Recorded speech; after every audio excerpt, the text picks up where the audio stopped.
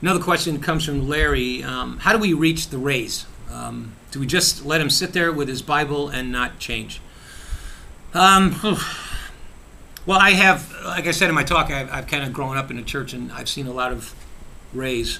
And at one level, there's nothing you can do to make Ray change. What I have experienced, though, with the Rays of the world is that somewhere along the line,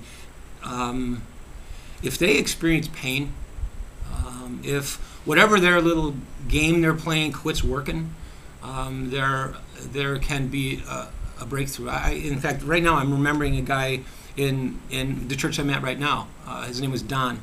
He's with the Lord right now. But when I came to Open Door, he was one of the crustiest. He was kind of a mean guy. Everybody was scared of him, including me. And but there were some things in his life that came. He didn't volunteer them. They got exposed, and he became exposed. And it was like probably the worst thing in his whole life. It was like Peter when Peter denied Jesus. It was the worst thing he ever experienced in his life. But that exposure, that hit the wall thing for Don, I've never seen such a change in anybody. He softened. He became tender. He couldn't talk about God's grace without crying. He couldn't do it because he tasted it.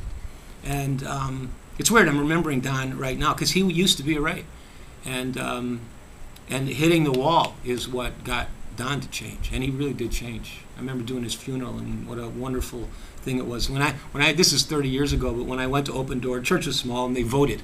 It was one of those where they vote for the pastor, and there were 3 people in the whole church who voted, no, I don't want this guy, and one was Don. But Don ended up loving me, and I loved him. So Rays can change, but it usually takes pain, I think. So there's the good news.